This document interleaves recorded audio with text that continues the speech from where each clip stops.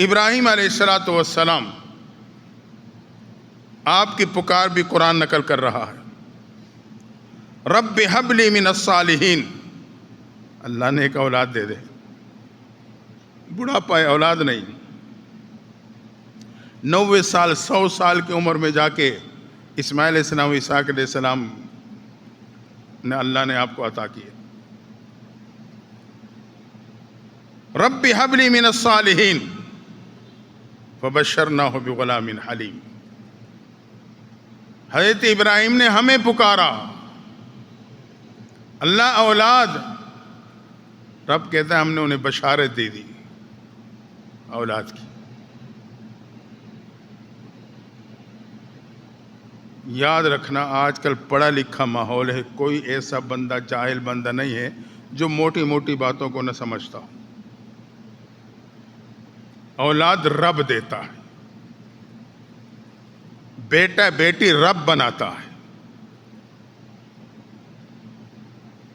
یہ رب کے اختیار میں ہے، بیٹا دے یا بیٹی دے، کون سے جراثیم کی ملاپ کرتا ہے، یہ رب کی قدرت کام کرتی ہے۔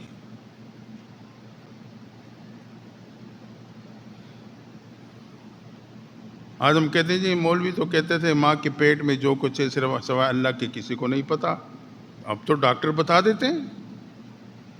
بھائی بات تو پوری سمجھو نا، ڈاکٹر یہ تو بتا دے گا کہ لڑکا ہے یا لڑکی، کیا یہ بتا سکتا ہے کہ نیک بخت ہے یا بدبخت، فرما بردار ہے یا نافرمان؟ نہیں بتا سکتا، رب جانتا ہے۔ تو مسئلہ سنو تو پورا سنا کرو۔ تو ایک نوجوان کے بارے میں آتا ہے نا، جمعہ پڑھنے گیا تو بس توجہ کہاں، کچھ سنا کچھ نہ سنا۔ مولوی سے بیان کر رہے تھے کہ بھئی اللہ ہی کھلاتا ہے، وہی پلاتا ہے، وہی رزق دیتا ہے۔ جمعے کے بعد گھر جانے لگا تو اس نے ذہن میں یہ بات ٹان لی کہ آج میں نہیں کھاؤں گا، دیکھتا ہوں رب کیسے کھلاتا ہے۔ مولوی صاحب تو کہہ رہے رب کھلاتا ہے۔ گھر گیا تو ماں کھانا بنا کے بیٹھی تھی، بیٹے جمعہ پڑھ کے آئے گا، بھوک لگی ہوگی، کھانا رکھا کرے، میں نہیں کھاتا، منتیں کرتی رہی، انکار کرتا رہا۔ جب ماں نے زیادہ اصرار کیا، یہ تنگ ہوا تو یہ گھر سے باہر نکل گیا، ساتھ ہی جنگل تھا، جنگل میں چلا گیا، ایک درخت کے نیچے لیٹ گیا۔ ماں بیچاری کھانا لیے اور اس کے پیچھے پیچھے گئی، وہاں جا کے اس کی منت کرنے لگی، وہ پھر بھی انکار کرتا رہا۔ آخرکار ماں مایوس ہوئی اور وہ کھانا ٹفن وغیرہ وہ وہیں رکھا اور گھر چلائی، چلو اٹھے گا کھا لے گا۔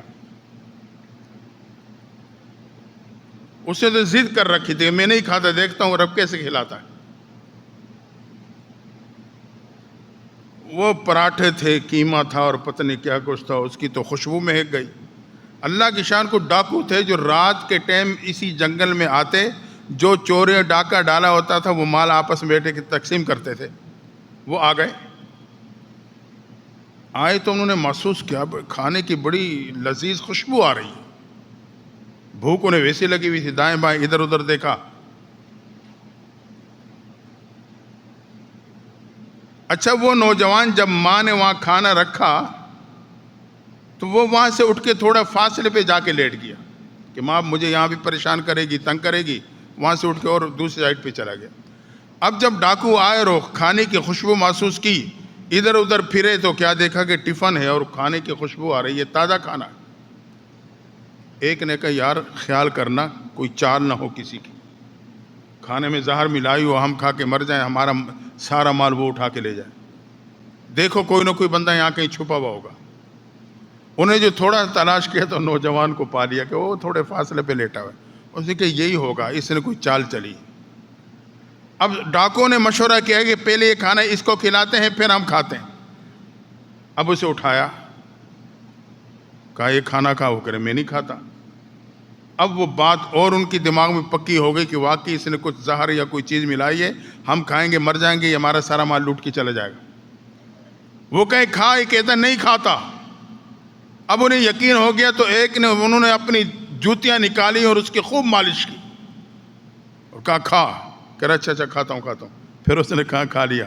اگلے جمعے پھر مسجد میں آیا تو مولوی صاحب کچھ اسی مضمون کو لے کے بیان کر رہے تھے تو یہ کھڑا ہو گیا، مولوی صاحب پورے مسئلے بتایا کرو، اللہ کھلاتا ہے اور جو کوئی نہ کھائے تو جوتے مار کے بھی کھلاتا ہے، تو اس لیے میں کہتا ہوں مسئلہ پورا سنا کرو۔ تو نوح علیہ السلام نے بھی رب کو پکارا، اللہ نے پکار کو قبول کر لیا۔ ابراہیم علیہ السلام نے بھی رب کو پکارا، رب ہب لی من الصالحین، اللہ نے ایک اولاد رب نے دے دی۔ بندہ پکارے اور رب نہ دے، یہ کیسے ہو سکتا ہے؟